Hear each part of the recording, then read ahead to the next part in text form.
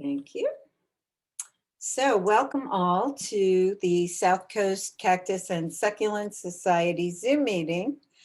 I am Maria Capaldo, the president, and I would recommend that we all mute ourselves for the presentation. John, would you prefer questions and answers afterwards, or can we interrupt you? What's your preference? I'd be happy to have whoever's in charge interject questions as we go. That's fine, as well as after. Okay, so you can unmute yourself to ask a question or put a question on chat. And if it's relevant to something he's talking about, maybe we can interrupt to get an answer right away. Is that okay? Yeah. Great. Okay. So MA, who has, where are you? There you are. I'm here. Who has graciously accepted the banner for becoming our program chairperson, will be introducing John. For clarification, I offered to help. I'm not sure how I've got the whole thing now, so we'll see how this works. But I can't tell you how excited I am that John has agreed to come and talk to us today. I saw his talk when he did it up, was it the San Francisco group? LA Club, actually. That's right. Yeah. It was so exciting. And he will show us places we will never get to see in our life. John's been the curator of the Desert Gardens at the Huntington forever. And he's in charge of a lot of exciting new growth and development there. But he got a 2-month sabbatical, I guess about 3 years ago. And he took off to China and Taiwan. He's got a son who's been over there for 3 years. And they went to the corners and niches and all over China to the far ends. And that's what he's going to show us. Succulent botanic gardens there and just wonders of the world. So welcome, John. Thank you. I'm ready to go. Thank you very much, MA, and the rest of you in the club for having me. Okay, I guess it is time to share screen.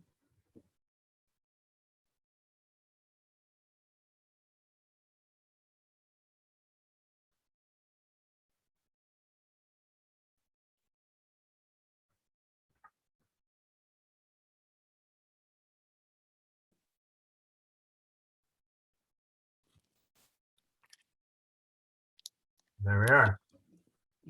Okay, everything good on your end? Looks good. Okay. So as MA mentioned, and most of you know, I'm at the Huntington as curator of the Desert Collections. It's been 38 years, so I'm about halfway there. Still have a lot of work to do, and we have an incredible collection to work with, so it's a privilege.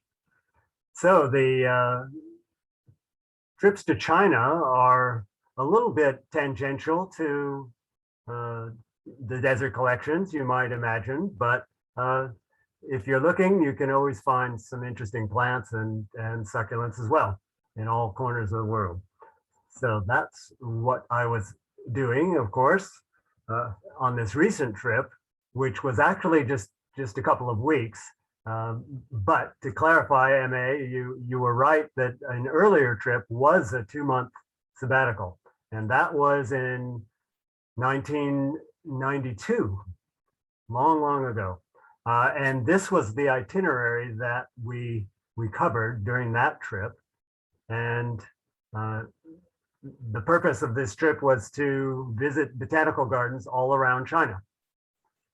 So as you can see, we did get around a bit, but there was one gap in the itinerary that I had wanted to include, but time just didn't allow it. And that was the southeast province of Fujian. So we made up for that in this recent trip. So that's what I'm going to be telling you about. So just to orient you, this is where we are going. Here is China, and adjacent countries, and Taiwan, which we'll be dipping into. A little closer look. Right across the Strait of Taiwan is the city of Xiamen, which is, like many cities in China, has a population well over 1 million. In fact, there are about 4 million in the city of Xiamen. And you might wonder how one gets to Xiamen. Well, it just so happens that there is Xiamen Air that offered direct flights from LAX to the city of Xiamen, which made it quite convenient. So we're going to start out by seeing a little bit of the city of Xiamen, and then we'll go to other parts of the program. Okay, so Xiamen is primarily restricted to this island, Xiamen Island, and that's where all those people are crammed in. There are plenty more on the surrounding mainland and other islands.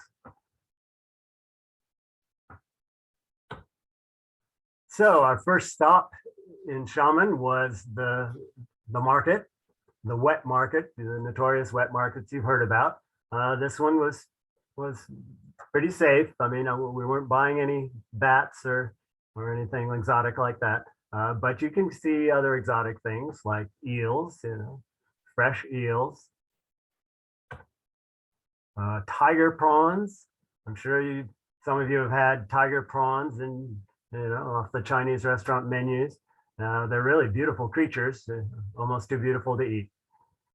Olive snails on the right.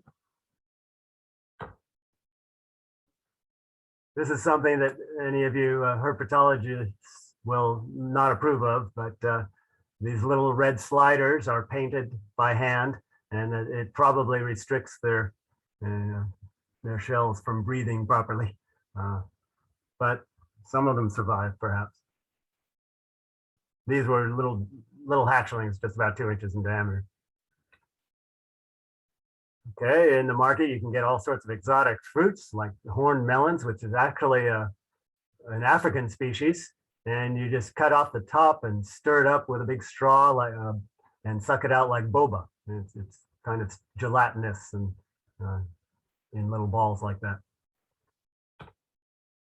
You can get a little Buddha fruit.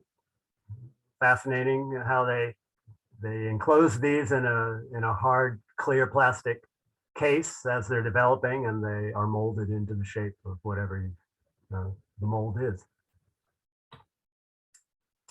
So Xiamen does have an upscale side with some pretty amazing modern architecture and tropical landscaping.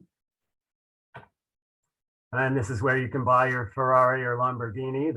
There is a nouveau riche population that can afford these things in China. So, but the main reason for wanting to go to Xiamen, besides the fact that my son was living there and still is to visit the botanical garden, which is known to have the best succulent collection of any botanical garden in China. The botanical garden system is a nationally coordinated system. So they put their resources where they grow best. And in this case, the succulents do well in this subtropical climate. So what can I tell you? You don't want to read all of that, but they have lots of different specialty gardens, just like the Huntington or any other botanical garden with gymnosperms, succulents, gingers, etc. What else do they say? The local landscape has these huge granite boulders, which make it a very picturesque coastline and scenery for the Botanic Garden as well. And so its history goes back to Deng Xiaoping, and Xi Jinping is the current party leader. They're all in support of this, apparently, which is nice to know. So the climate of Xiamen is fairly subtropical, so you can grow all sorts of subtropical plants outdoors there. Here just a sampling. Malvaviscus is a beautiful hibiscus relative in pink and red. Calaandra portoricensis, as the name implies, is native of Puerto Rico, but it grows well here and visitors are enjoying it. And Holmeskia is a Himalayan member of the verbena family that we grow here at the Huntington too, but it grows perfectly well there.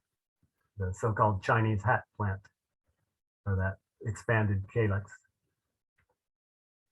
Bougainvillea is just thrown in casually to hide one of their buildings. So there is a big succulent garden, and that's what we wanted to see, among other things. A friend of mine had been a couple of years before and taken this picture, and so I was determined to search out these fantastic golden barrel sculptures. They're made out of plastic, but unfortunately they had taken them out by the time I had gotten there. And if I could buy one, I would have brought one home. So this is the current entrance to the succulent garden. With something a little less friendly to sit on, actual live choyas. And actually visitors are allowed to traipse around in and among the cacti at their own risk. But I think the risks are fairly obvious, but they point them out in very graphic fashion here. Someone's idea of a desert, the kids like it anyway. And here's the Cactus Conservatory. And as you'll see in many of these displays, they really like mass plantings, which may seem a little monotonous at first, but it is impressive to see just the number of specimens all massed together. And you see subtle variations. And in this case, some nice variegated specimens of golden barrels, which are not that common.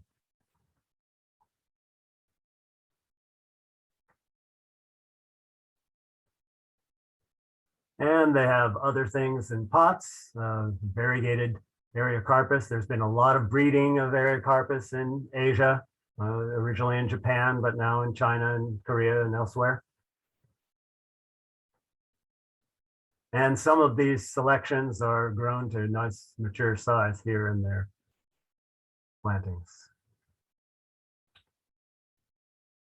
There's some of the potted collection. Astrophytums of all shapes and sizes, from the 3-angled that will eventually sprout other ribs as it matures. The whole forest of Astrophytum ornatum and even Astrophytum capitpundusi. You see some of these sorts of monstrous, interestingly flocked and marked or Astrophytums in some of our shows in Southern California, but lots of them here.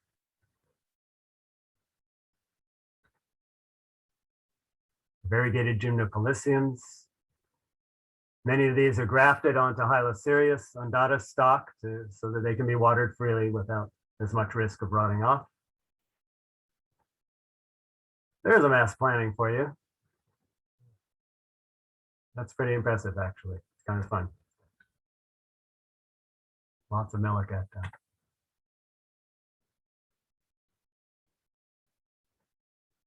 Okay, so that's the Cactus Conservatory. Now on to the Succulent Plants Hall.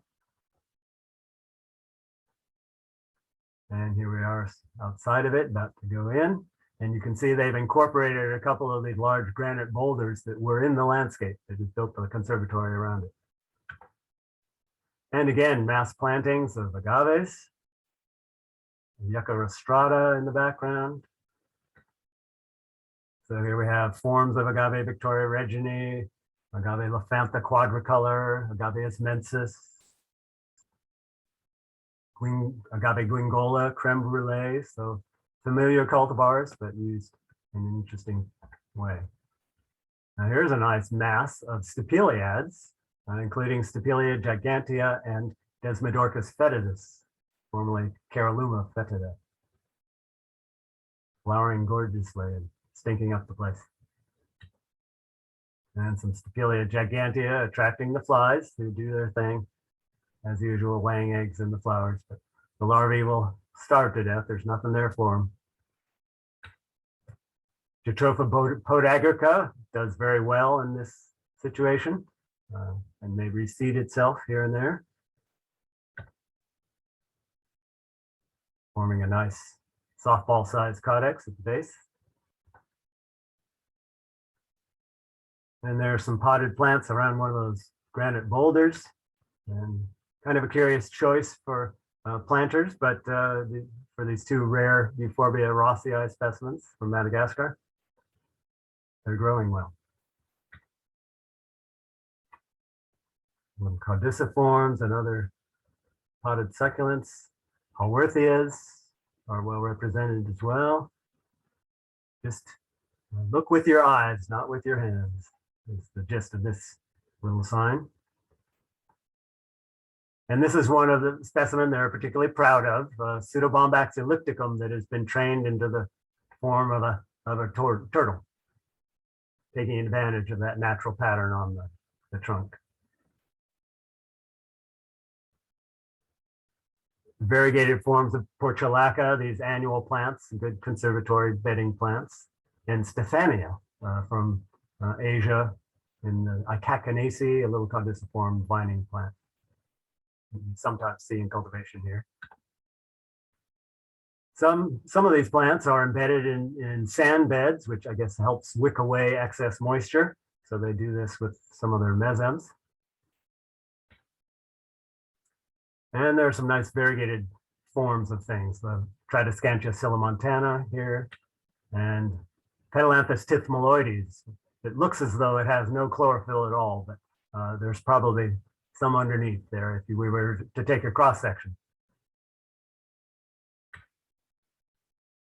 They can grow many of these plants outdoors, and here are a couple that were growing just out in the open air. Agave vivipara, the variegated form, and Kalanchoe pinnata, which many of you will know. For some of us, it was our first succulent plant or one of our early specimens. You could buy a single leaf wrapped in a cellophane envelope, and you were instructed to pin it to your curtain and just wait and watch the little plantlets form on the margins. It's fascinating. Some of the Thai hybrids of euphorbias out in the garden. And these are hardy enough to grow here too, of course, so we're familiar with those, as we are with Ceiba speciosa, the floss oak trees. Euphorbia scythophora is the annual species that reseeds itself here in protected locations as well. And a form of Euphorbia lactea that I hadn't seen before, beautifully variegated. I wonder if anyone has seen this one in this country. I'd like to find a source and import some if I could. Jatropha gossypifolia is an Indian species, somewhat subtropical, but growing outdoors here. Not particularly succulent, but form a small succulent shrub. And moringas out in the garden.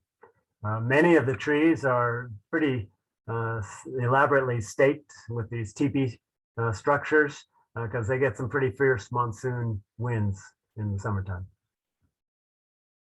And Tripassia sansevieria is growing outdoors. Here's a nice ornamental way to stack your wood.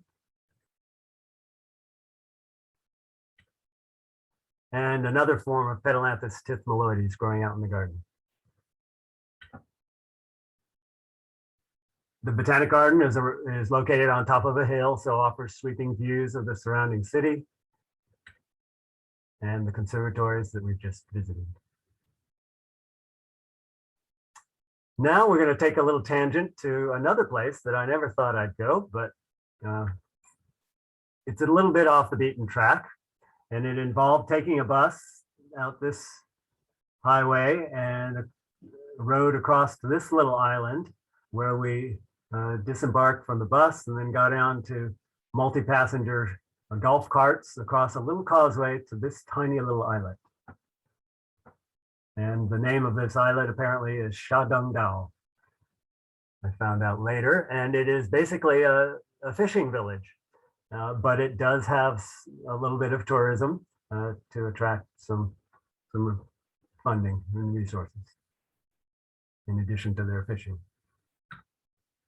So the occasion for visiting this place was a hash, which is jokingly referred to as a drinking club with a running problem. It was apparently established by British soldiers in 1937 or thereabouts in Malaysia as a way to get out and see parts of the country and to socialize. So for some people, it's a combination of social event and trail race.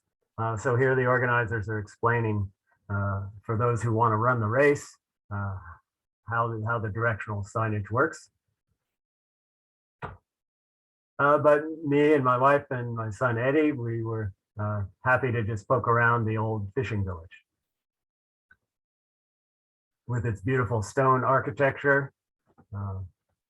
There's some window bars that should be pretty effective in a more modern rendition. So here's an example of the coastline with some of those granite boulders, those smaller here and encrusted with barnacles. But there's plenty of stone to be had, and here they are quarrying it right along the beach and cutting it and making very sturdy piers.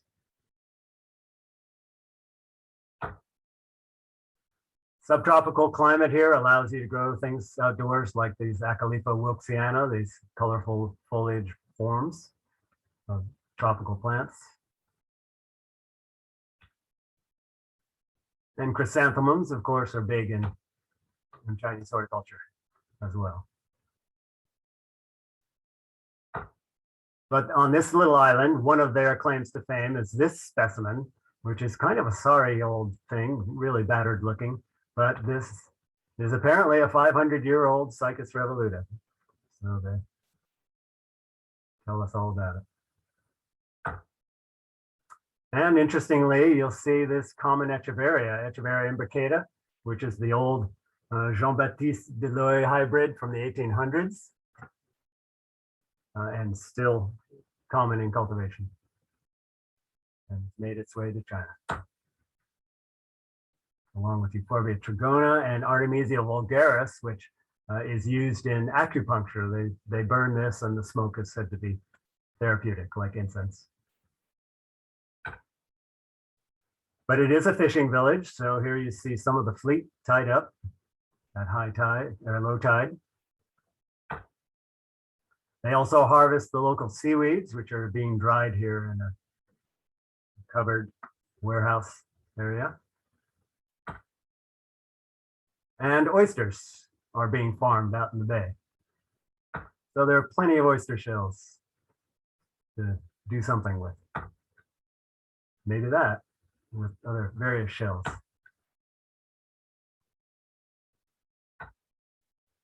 And I'm not quite sure what this installation was all about, but I'm sure there's a story behind it.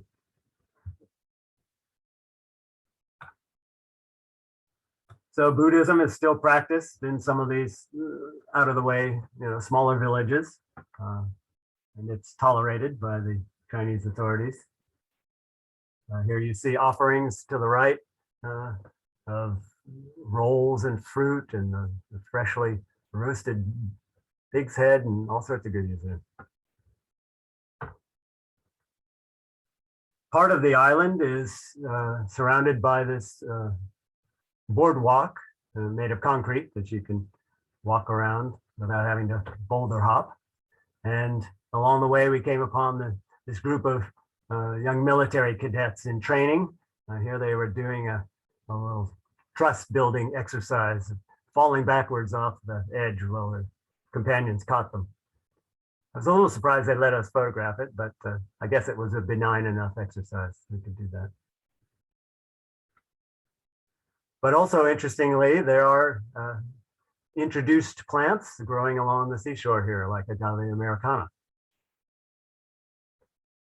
And when you come to the end of the tour, there's a little gift shop, naturally, with succulents available as well, like Euphorbia millii and Graptopetalum paraguayense and Aloe vera chinensis. This is the commonly grown as a medicinal aloe, but is actually the hybrid with orange flowers. Native to the seas in this region are horseshoe crabs. There are actually just 4 species of horseshoe crabs from around the world, 1 in the eastern US and 3 species in Asia. And all of them are very valuable for biomedical research because they're, instead of hemoglobin, they have, which has an iron molecule in its center, they have a copper molecule, which gives them the blue blood. And it has a very strong coagulant in it in response to bacteria and so on. So there are lots of horseshoe crab shells to play with, add to the mural. Some muralists had a pretty good hand here, very lifelike paintings. Okay. Now for the part 3 of our 4-part program, we're headed to Taiwan. So just to remind you, Taiwan is this island off the coast of the mainland of China and is an independent country, although China doesn't want to admit that. As far as they're concerned, Taiwan is a renegade province that they have every hope and intention of reclaiming someday and reincorporating into the communist Chinese system. So how do you get there? Well, here we are in Xiamen. So we had to hop on a ferry, first of all, which took us to Kinmen Island. And somehow Kinmen has also remained in the possession of Taiwan, which most of the nationalists fled to Taiwan during the Communist Revolution in 1949. And that's where they hold out and have a democratic system, unlike the mainland Chinese. But Kinmen is still maintained by Taiwanese authority. And to get to Taipei, which is the capital of Taiwan, we went to Kinmen, which is under the same administration as Taipei, as you can see by the upholstery in the airports. So we flew into Taipei, and flying in, you have a beautiful overview of the city, including this view of this spectacular building, which is the Grand Hotel, which Chiang Kai-shek had constructed when Taiwan first became an independent country, because they had nowhere to host visiting dignitaries. So they built this 5-star hotel. Taiwan and Taipei in particular, the capital, is a very bustling city, metropolitan city. And in fact, standing at a crosswalk with a stoplight, it's a little bit like the beginning of the Baja 1000. All these motorcycles lined up waiting to take off as soon as the light changes. So make sure you're not in the crosswalk. And this is a scene you'd certainly never see on the mainland, active political campaigning out on the street for the upcoming vote. So we stayed on this street, which might look a little bit dicey, but my son had arranged and found a B&B, an Airbnb, which was an address on this street. And it's actually a fairly typical business district street in Taipei. And this was the entrance to our B&B, which also still looked a little suspicious, but inside it was perfectly nice and comfortable and had everything we needed. Little kitchenette, and we could go out and buy fruit from the market and have our breakfast in. But speaking of fruit in the markets, in the night market, you can buy fruit cups, including Hylocereus, polyrhizis fruit cups, which is the dragon fruit with the magenta flesh. Or you could just go to the market and get other things, you know. Why wouldn't you want to shop at this supermarket? Inspirational slogan like that. Among the sites in Taipei are these fantastic temples, elaborately ornamented.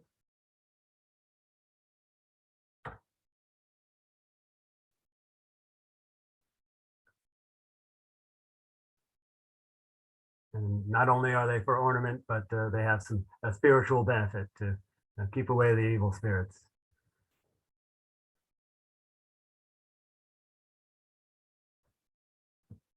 And horticulturally, there you'll find Zamioculcas zamiofolia, which is now everywhere around the world, is one of the foremost interior plants, and here growing outdoors actually, but although it's a native to Kenya in East Africa, a lithophyte in the aroid family. And they toss off these punjings, which is the Chinese precursor to bonsai. So any public place, you'll see some fine specimens of punjing, ficus in this case. There's a nice, beautiful hibiscus in the landscape with a color coordinated local.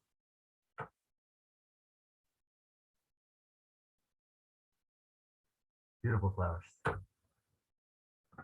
Another thing to see in Taipei that my wife was particularly interested to see. Daphne is an art history major in college, so the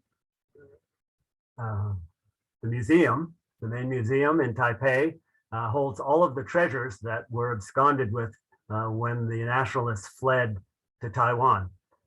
So they took all sorts of porcelains and all sorts of other cultural artifacts and treasures and preserved them. And they probably would have been destroyed, many of them, during the Cultural Revolution on the mainland. So it's a good thing they did. So the Palace Museum is what we're seeing here. And there are some gardens in the front that were fun to see. Ixora coccinea is the common tropical landscape plant from the Caribbean, used in the tropics throughout the world.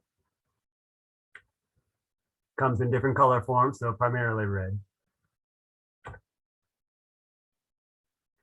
So the museum is elaborately ornamented as the temples are, but in a slightly more modern style.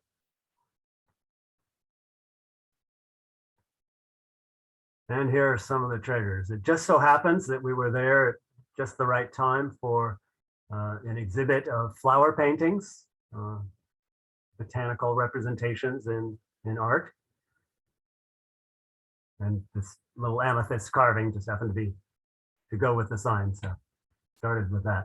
So here's a beautiful painting of a cedar punjing, and some of the things that were common in Chinese horticulture in 1735 when this woman artist did this painting of camellias, nandinas, narcissus, and so on. Another female artist of the same period did this one with a painted fan with chrysanthemums and begonias and orchids. But one of the big draws when we were there was this carving, which was the meat-shaped stone, which might seem kind of odd, but it was quite an art piece because it involved altering this stone to resemble a piece of fatty pork, stewed pork, complete with the fat layer on top. And that was created, hundreds of years ago. As were these beautiful porcelains, very, very high quality porcelains. We've all heard of the infamous Ming vases, right? That, are the subject of all sorts of comedy skits and things like Lucille Ball, somebody breaks a Ming vase somewhere along the line, right? Ming and Qing dynasties. So here's a surprisingly modern looking piece, despite its age. And that's a lovely piece, very elegant. And so on. And Western influence can be seen also in some of these early artworks. You see European figures gracing some of these Chinese artworks. So we exit out one door and of the museum and come to this tree here.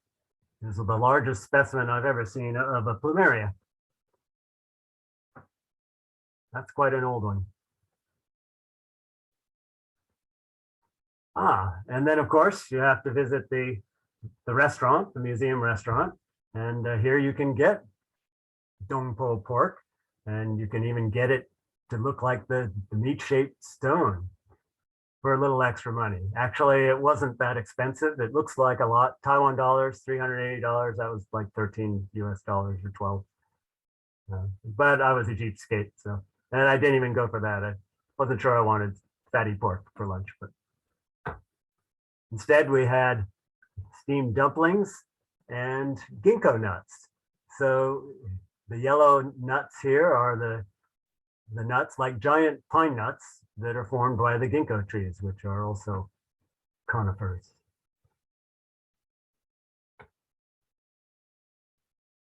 So another magnificent building in Taipei is the Grand Hotel, which we mentioned and we saw flying in. And we figured we had to stay there at least one night. Despite being a 5-star hotel, it's actually fairly cheap. It was only a couple $100s a night. You know, you could spend that much for a Motel 6 in Santa Cruz, frankly. And it was all decked up for Christmas season with trees and live musicians in the lobby, and it was indeed grand.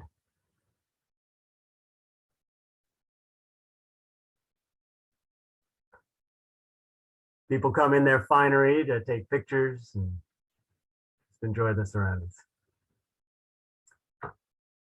And here's a view from one of the rooms. So if you do stay at this hotel, you get a magnificent view of the city, and it must be quite a party hotel, because I think you can go pretty easily from room to room there just by stepping over the balcony. Okay, so from Taipei, we took another excursion, and this is the final, the fourth part of this program, to Taroko Gorge.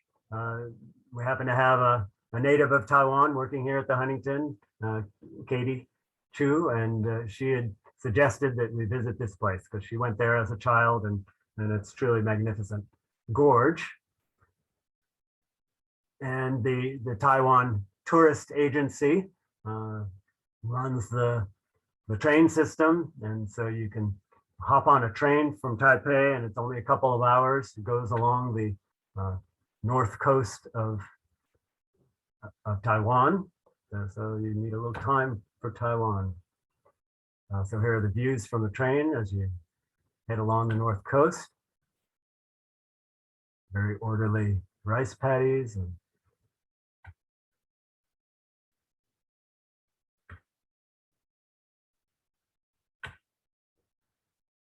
so we went to Taroko Gorge, and one of the places to stay is the Taroko Village Hotel. Just like the Awani in Yosemite, there is one concession that's allowed to operate within the national park, which is the Taroko National Park. And this is it. And very nice little structures in the shadows of these magnificent misty mountains, very mysterious looking. And there's a view looking out towards the ocean in the distance.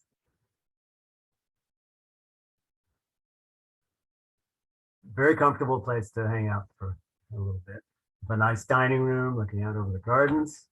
And the proprietor is actually a Taiwanese man, but he has really made an impact on the local economy by providing employment for the Taroko people who were indigenous to this area. So all of these are Taroko children here being directed by the proprietor. They do a cultural show every night about Taroko culture and dance and so on.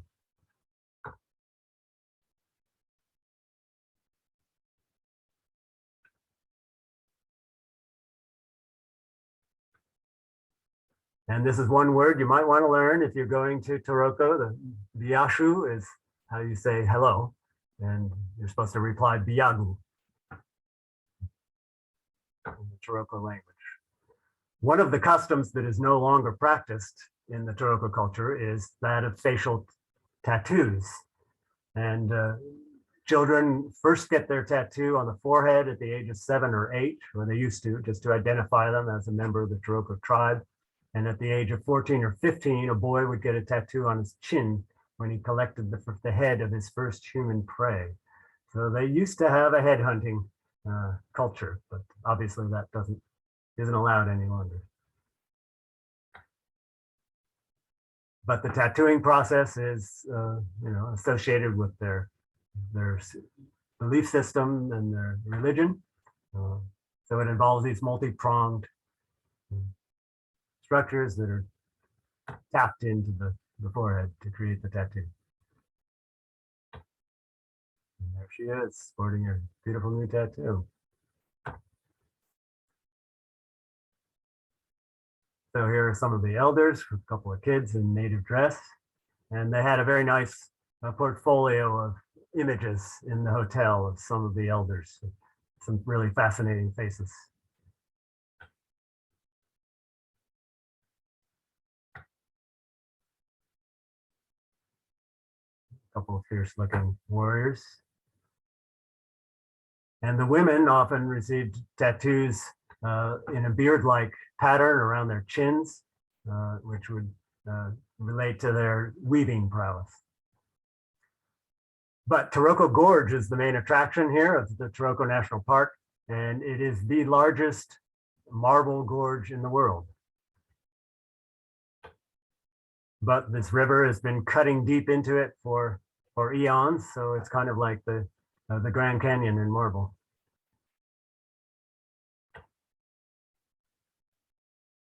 And here it looks as though the marble is literally washing away as you watch.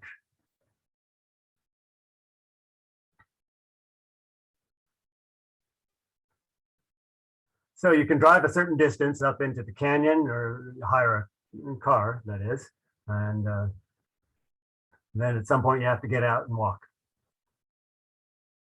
in this trail that's cut into the cliffside. And you can go up several miles and see all sorts of fascinating things along the way. So at some point you come to a confluence of two rivers. You'll notice that the one coming in from the lower right is very clouded, full of sediment, whereas the other one is very clear. So from here on out, as you hike up this trail, the water has this most beautiful turquoise quality. And there's fascinating temperate flora and subtropical flora all along the way. Temperate things like the genus Viburnum, but this is Lusonicum. It also grows in the Philippines, so this is a tropical representative of that genus. Quercus tarocoensis is an endemic oak species. Patchy bark and evergreen foliage. And crepe myrtles, in this case, Lagerstromia subcostata is a native species in this part of Taiwan, with the same sort of beautiful patchy bark that ours have here in cultivation. And here you'll see various epiphytes growing. You'll notice the one on this limb of this crepe myrtle is the common bird's nest fern. Here it is growing in habitat. And Epipremnum is a monstera-like aroid growing as a epiphyte in the tree. Hibiscus taiwanensis is a beautiful flower about 3 to 4 inches across, and we grow it here in our Chinese garden as well, but here it's native.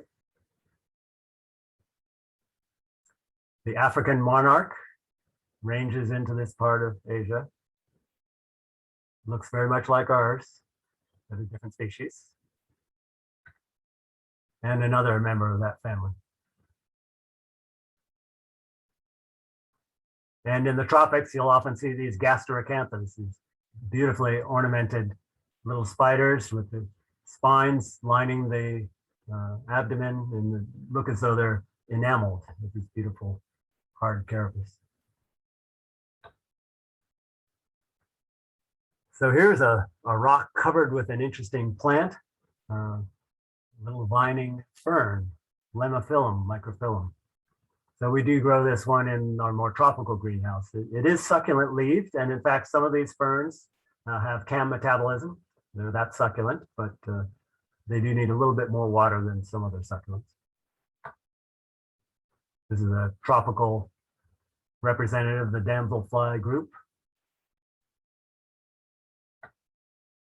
And here we see a view of this beautiful watercolor in an upper area of the gorge. Selaginella tamaracina is one of the fern allies. Let's see here.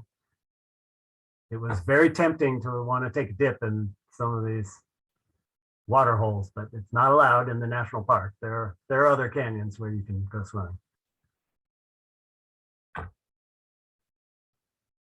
There's a gorgeous piece of marble. And along the trail was this little toad flax, a native bulb. And this plant in the stinging nettle family, but without any stinging hairs. So just a beautiful, very compact foliage, glossy.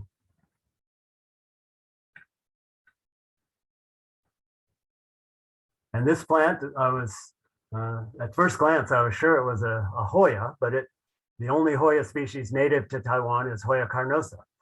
So this had to be something else, and it took a little while to figure it out, but eventually realized that it was Piper kadzura, which is a species in the pepper family that we grow in our tropicals conservatory here and is growing quite rampantly, covering everything up. But here it looks really interesting with its slightly chlorotic leaf, bringing out the beautiful leaf venation.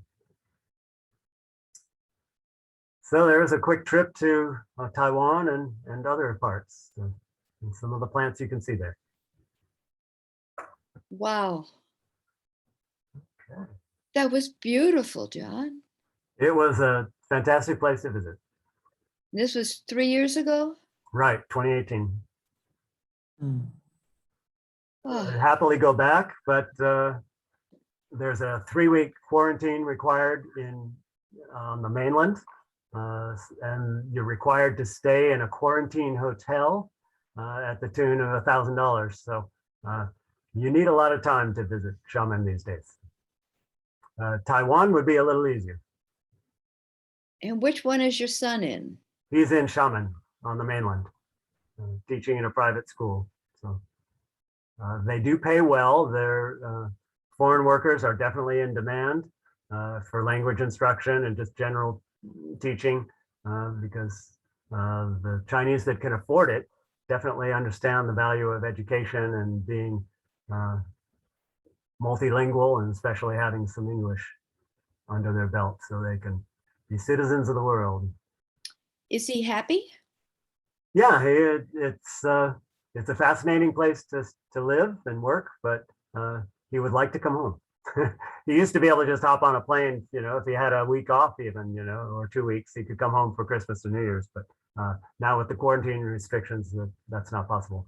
So he's been there. He hasn't been home for a couple of years now. Wow. Is there any COVID in the area where he lives? Well, that is what the restrictions are all about. They are really being careful in China, going a little overboard actually. So with all this quarantine restrictions, and anytime there's an outbreak, they had a dozen cases this fall, and they locked down the whole city. Everybody had to get tested, and they nipped that in the bud once again. So. You can stop screen sharing now if you like. Okay, I will do that. Thank you, John. Oh, look at all the people. How was I noticed there was a lot grown in conservatories, but there was some outdoors. So what is the weather like there for those plants? It didn't seem to me that would be a conducive place.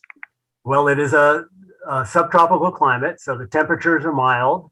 They never get frost to speak of, but it is a monsoonal climate with summer rainfall and a fair amount of it. So succulents that can tolerate good rain, that amount of rainfall with good drainage are grown outdoors, like those agave angustifolia and so on.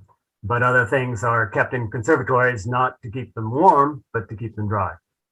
Yeah, I noticed the sansevieras were outdoor. There were some Sansevierias outdoors, and it's like, They were perfectly happy, and Sansevierias are a huge hobby in Thailand, for example, where they can grow them outdoors, and some of the best Sansevieria collections in the world are in Thailand. That's amazing. So they can tolerate that kind of, I know they don't mind humidity, but I didn't think they would tolerate that amount of It's rain. a little surprising, though you see them in habitat in very dry places like in Kenya and so on, and they look terrible. They look pretty ratty, but they're essentially tropical plants. They'll love it if they can That's get it. great. There was one plant, I thought you were going to tell us it was a Taiwanese kind of a, what are our Christmas plants we have all over Oh, the place? poinsettia. Yeah, there was one looked like a poinsettia. Yeah, that was that little annual species, Euphorbia scythophora, which is actually a native of tropical America, but it's natural. No relation? It is in the poinsettia group, right, with the same colored leaf bases. Yeah. I have some growing in my yard. I don't know where they came from, just appeared. Boom. Yeah, that's a kind of a nice one in that respect. It just sort of volunteers here and there, and it adds a little splash of color when it does. But they insist on growing right at the edge of something. They won't go in the middle of a pot. They're like they want the edge of the pot. Right, they like the Weird. drainage. Yeah. Great. Okay. So you had 2 trips back in the 90s and then in 2018 again. Yeah, actually 3. The first trip was visiting those botanical gardens way back when, and then we went a couple of years later with our sons, Eddie, who you saw in the grown up, and our youngest when they were 5 and 3. And actually it was very handy to travel with kids in those days because, if you had trouble getting tickets, from a surly ticket clerk, you just put the little kid up on the counter and they would melt, and you'd have tickets in short order. I love it. Did you pick up some language, some Chinese? A little bit. We studied some, PCC for a semester before we went, and we were able to get by to order things like, tickets and food in the restaurants. But when all else fails, you could, in some of the out of the way places in the country, the chickens were running around in the restaurant, and you just point at the one you wanted, and it came out as 20 minutes later. No. Really? Yeah, it was fresh. Oh, Hey, John, I noticed in the cactus, the early shots of the cactus pavilions, I guess, I noticed that there were a lot of plants that were in pots. Was there a reason for that, or was that just decorative or aesthetics? A combination. I think they used the easier to grow plants for mass plantings in the ground in the conservatories, and then the more unusual rarities they would keep in a containers for both for drainage and security. Perhaps they could take it off display if they needed to resuscitate it or something. Huh.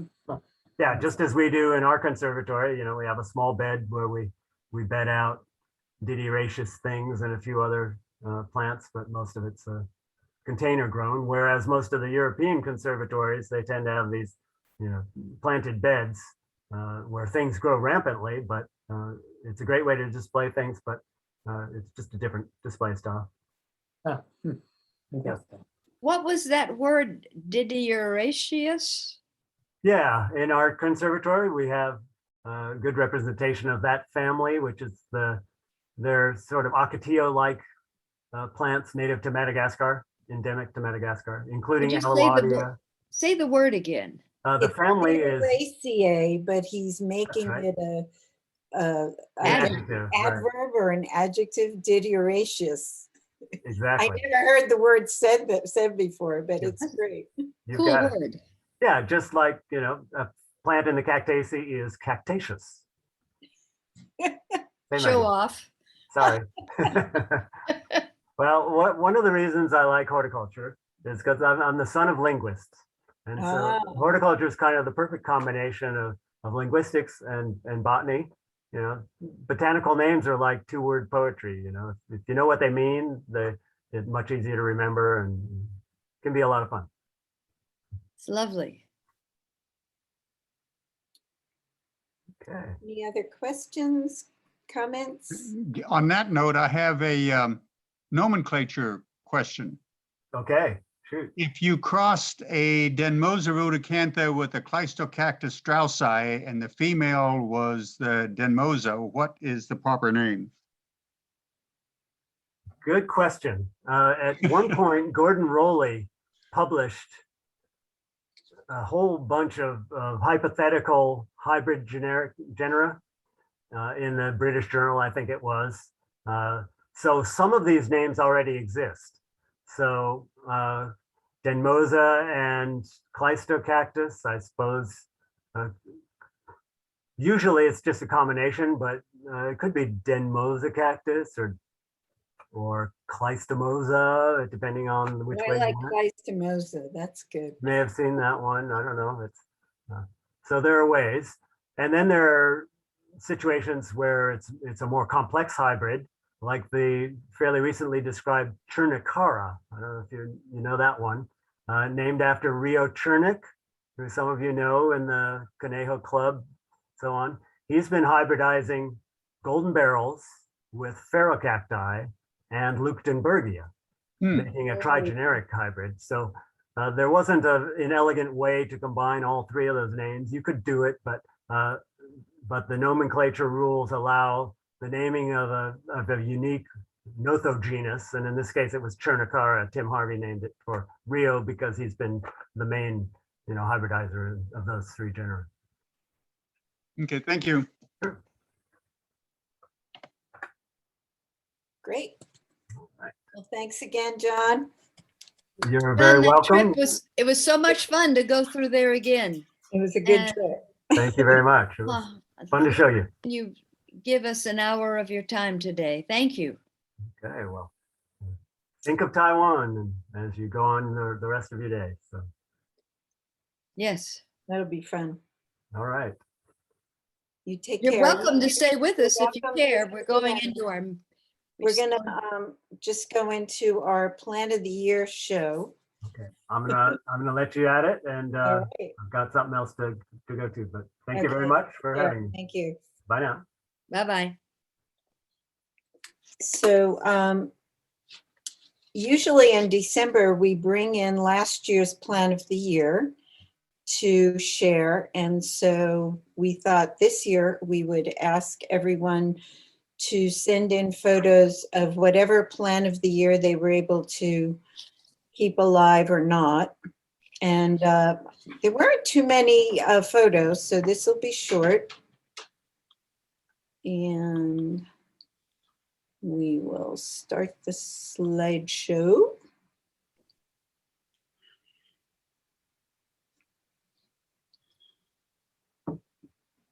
Doug and Janet are downstairs. There was only one brag plant, and this is the cute puppy.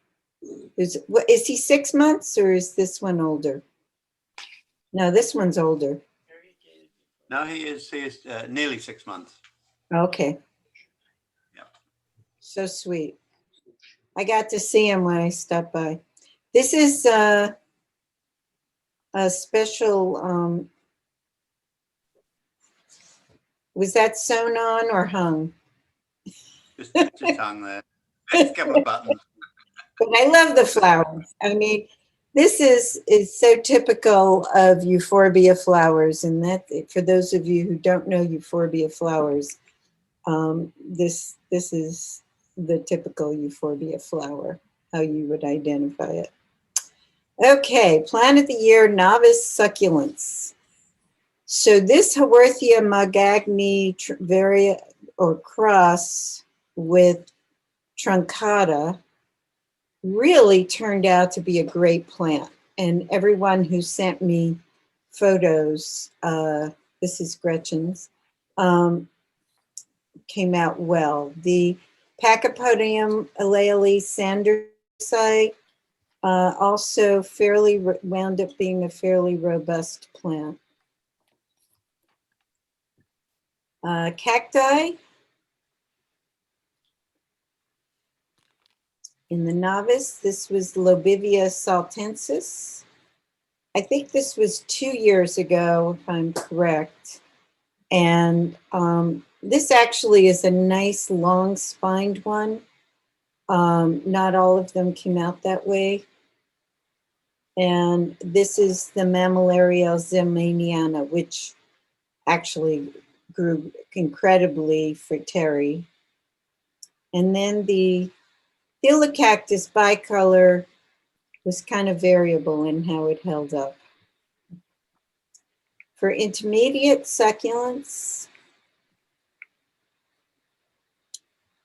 a Euphorbia obesa by Bernard.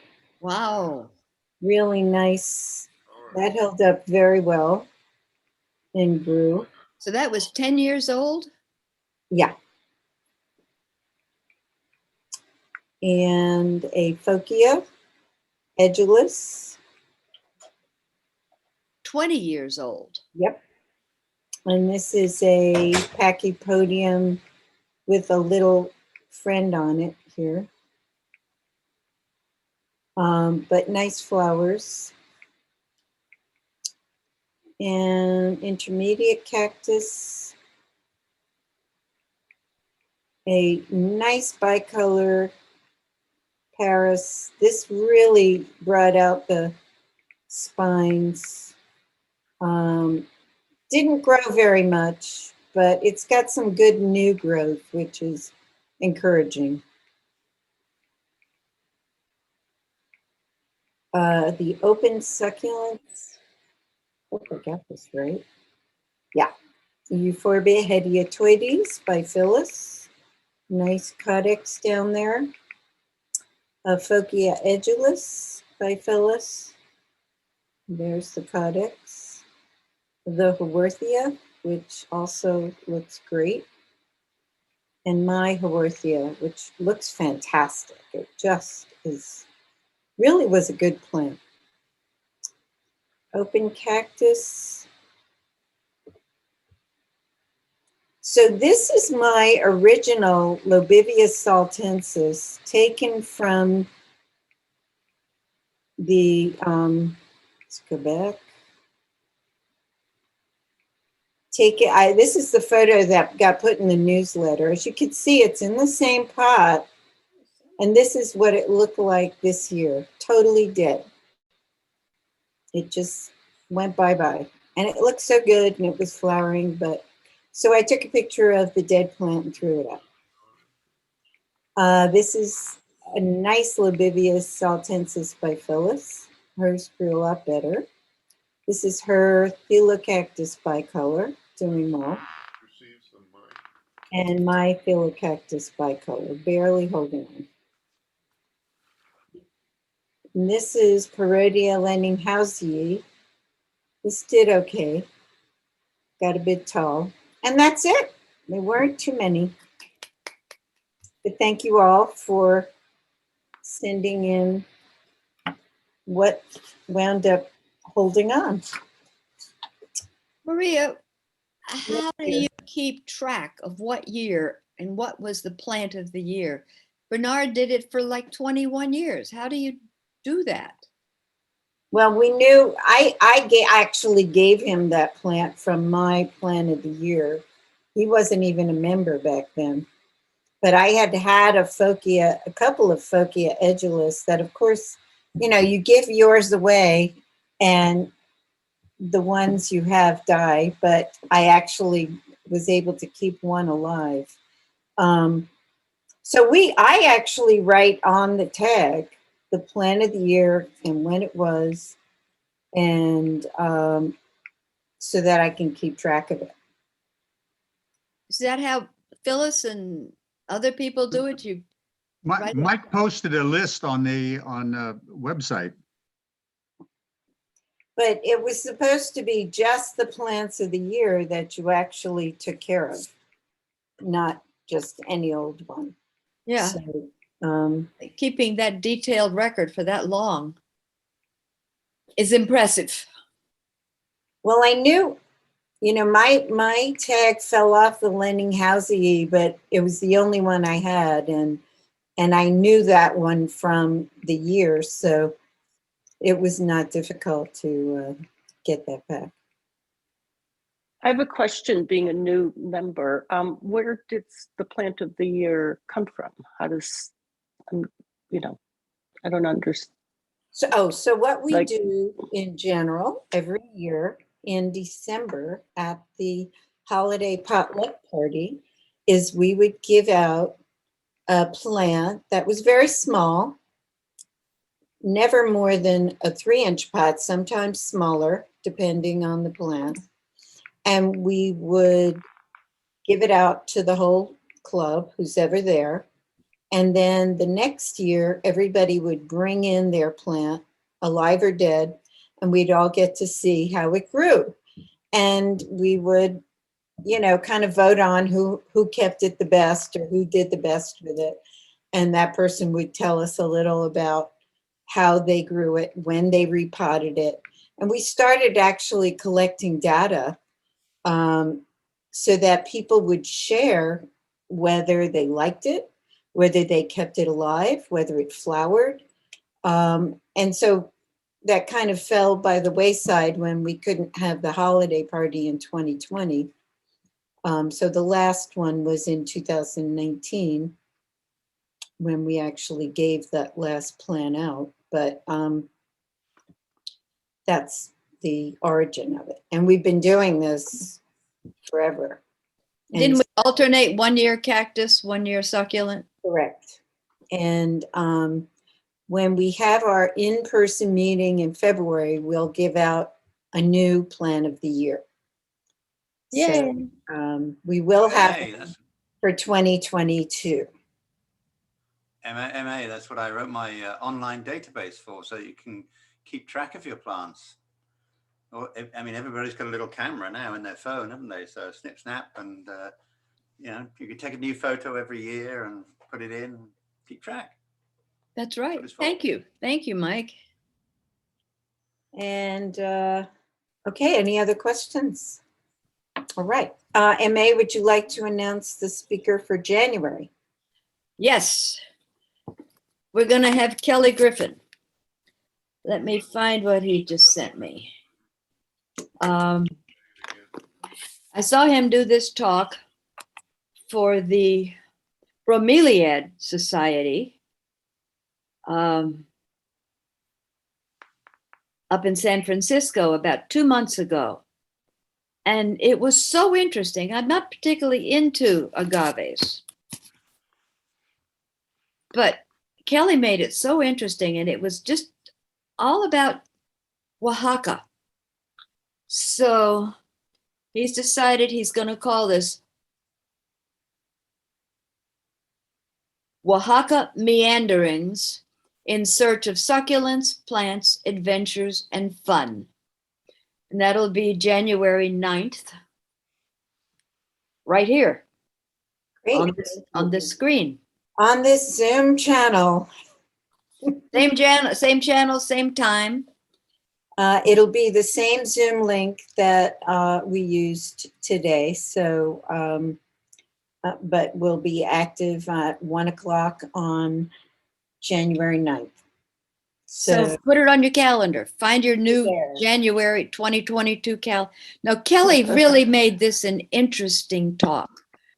It was- MA, can you say that title again? It I'll sounds like a send good it one. to you, Deborah. Okay.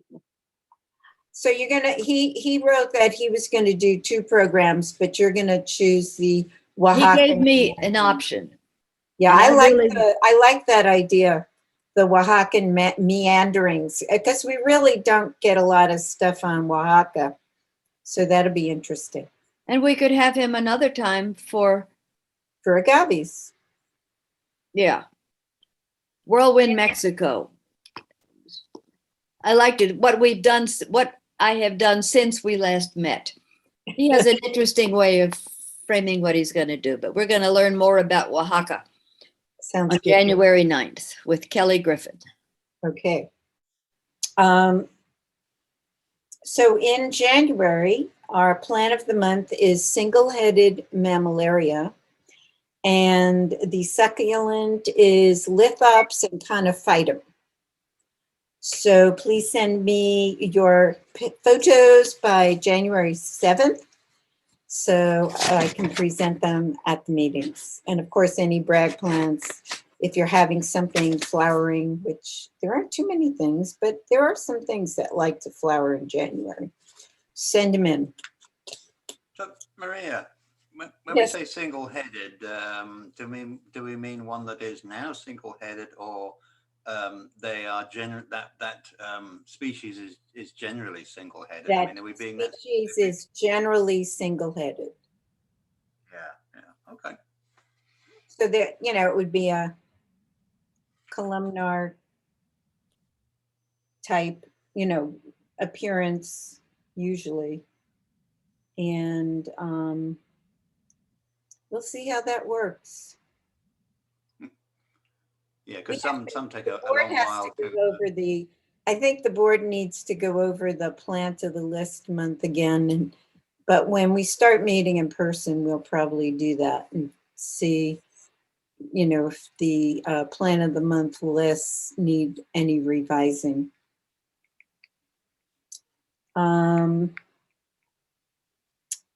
So membership, we will be collecting dues for membership starting January, but you can send it in anytime. The fee will be $20 per year. There will be no prorated dues, so it just will be 20 whenever you join. The new membership form has been posted on the website and was in the newsletter. And so please complete the form and send it in to Bernard if you want to renew by mail, or we can renew at the meeting in February. Any questions? Sally, you have any oh, Mike has a question. Yeah, well, not a question. That if you want to use the one on the website, you can actually type in things like your email address. It gets a bit frustrating for Sally when she gets you can't read the writing of an email address, and you can't contact somebody because you don't know their email address. So, Yes, thank you. Yeah, exactly. So it's if you can type it in, it's clearer, maybe, hopefully. Yeah, I appreciate you doing that, Mike, because I've read some of these membership forms, and it is really better if you can download it and type in your information and print it that way for Sally. How do you type something that you've downloaded? Well, you go to the site, you open it up, and you type in it. Oh, you don't mean, Is that a PDF, Mike, though? It is a PDF. You can actually type it in on the website, and you can type in, just go to the form on the website, type in, and then print that page. That'll suffice. Or you can download that PDF to your own computer and open the PDF on your own computer and type in and print. I didn't know Either you way. could. If you don't have a PDF editor capability, you can still type it in. I think pretty much every system has a PDF viewer. No, You don't need well, an editor, really, viewer. So my PDF viewer won't let me edit, but so that's the question. But yes, no, you can't actually edit the internals, but you can type into the form on what's it called? You have a Mac. What's it called on a Mac? The preview, is it? Yes. Yeah, yeah. Oh, okay. Yeah, I believe. Yeah, you can type it. I think you can download it, open it in preview, and type I it. think some of them have a fill option on some of the documents you make in a PDF now, where they can fill in certain fields that Mike creates for you to fill in. Mhm. Like he said, you can't edit the whole form. You just There's sections you You can can fill in. Okay, Yeah. cool. And then print it up. So that's so much better for Sally. Thank you. Thanks, Mike. Right. Last month's minutes were posted. If there are no corrections, we will accept them as published. Any corrections? Nope. Okay. And then any other announcements before we stop recording?